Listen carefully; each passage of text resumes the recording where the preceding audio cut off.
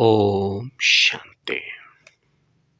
आज 29 जनवरी 2024 का ज्ञान मुरली का सार सुनेंगे। बहुत प्यार से देही अभिमानी स्थिति में स्थित होकर बाबा का प्यार से महावाक्य सुने। बाबा जी बोले, मीठे बच्चे, जैसे बाप तुम्हारा श्रृंगार करते हैं ऐसे तुम्हें भी दूसरों का करना है। सारा दिन सर्विस करो, जो भी आए उसे समझाओ, फिक्रात की कोई बात नहीं। बाबा बोले, सारा दिन मीठे बच्चे, जैसे परमात्मा बाप तुम्हारा श्रृंगार करते हैं ऐसे तुम्हें भी दूसरों का करना है। सारा दिन सर्विस करो, जो आए उसे समझाओ, फिक्रात की कोई बात नहीं। किसी भी बातों का फिक्र नहीं करना है, किसी भी बातों का चिंता नहीं करना है। भगवान वाच, हम सभी बच्चे यदि सेवा करेंगे तो जो भी सेवा के साधन चाहिए बाबा सब कुछ देने वाले हैं। इसलिए किसी भी बातों का फिक्रात नहीं करना है, या कोई कुछ भी बोले उसका भी फिक्र नहीं करना है। भगवान वाच। अब आज का प्रश्न सुनेंगे। बाबा कहते हैं, आज का प्रश्न है, यह नॉलेज कोटों में कोई ही समझते व धारण करते हैं, ऐसा क्यों है? यह नॉलेज कोटों में कोई ही समझते हैं व धारण करते हैं, ऐसा क्यों है? तो प्यारे बाबा आज उसका उत्तर क्या दिए हैं, इसको ध्यान से सुनिए।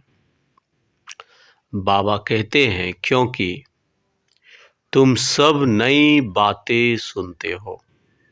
तुम कहते हो परमात्मा बिंदी मिसल है, तो सुनकर ही मुंझ जाते हैं। शास्त्रों में तो यह सब बातें सुनी ही नहीं है। इतना समय जो भक्ति की है वह खिंचती है, इसलिए जल्दी समझते नहीं है। कोई फिर ऐसे परवाने भी निकलते हैं जो कहते, बाबा हम तो विश्व का मालिक जरूर बनेंगे, हमें ऐसा बाबा मिला, हम छोड़ कैसे सकते हैं। सब कुछ नौछावर करने की उछल आ जाती है, सर्वस्व समर्पण करने की ब्रह्मा बाप समान उछल आ जाती है, नौछावर करने की संकल्प आ जाता है।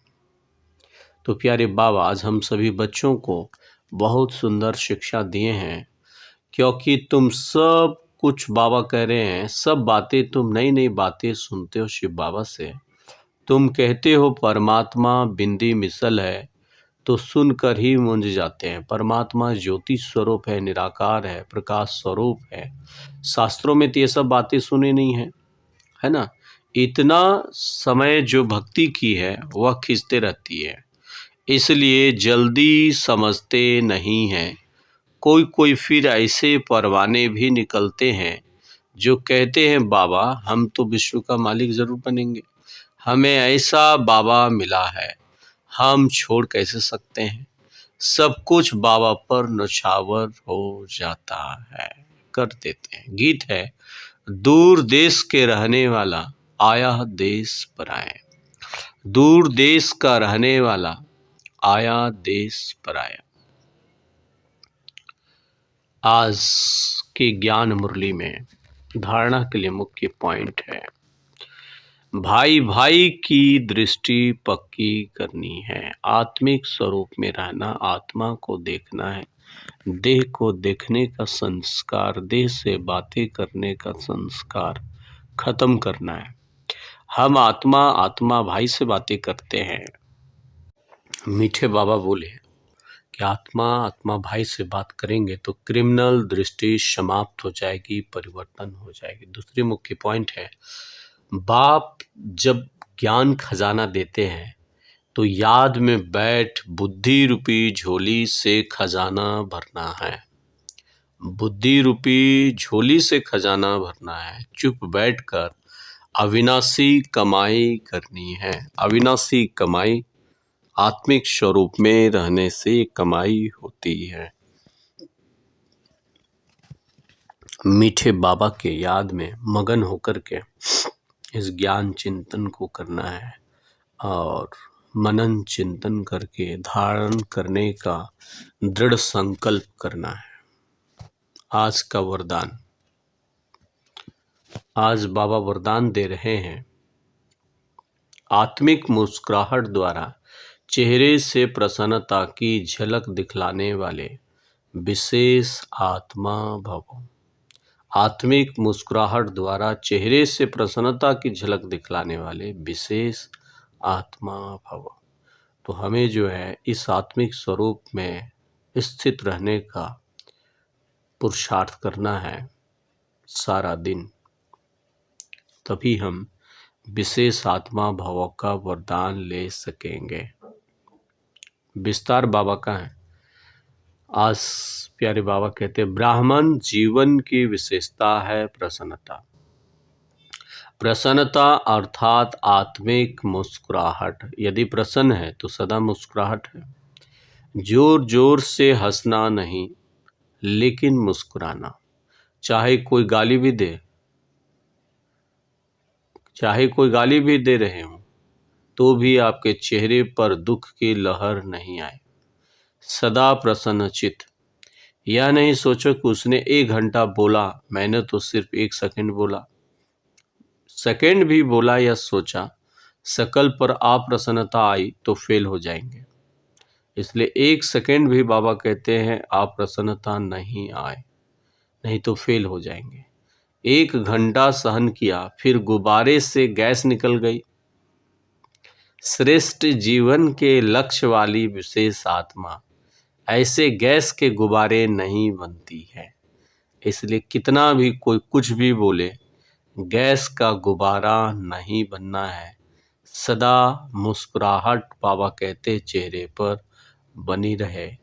कितना भी सहन करना पड़े, कभी भी सहन शक्ति को बाबा कहते नहीं छोड़ना है। 1 सेकंड भी चेहरे पर अप्रसन्नता ना दिखाई दे। सदा बाबा कहते हैं खुशनुमा चेहरा, आत्मिक मुस्कुराहट। जोर जोर से हंसना या अवगुण हो गया, अजूर्यता का निशानी है। इसलिए हमें जो है आत्मिक स्वरूप में रहना है।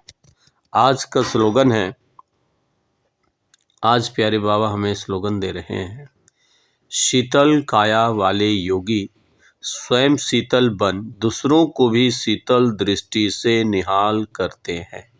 शीतल काया वाले योगी स्वयं शीतल बनकर दूसरों को भी शीतल दृष्टि से निहाल करते हैं। तो शीतल काया कब होगा?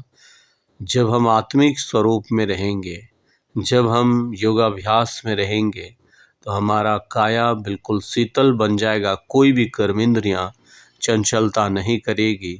आप अवतरता मन बुद्धि में नहीं आ सकती है। दृष्टि भी बाबा कहते हैं निहाल कर देगी दूसरों को। आत्मिक दृष्टि से हमें सभी को देखना है।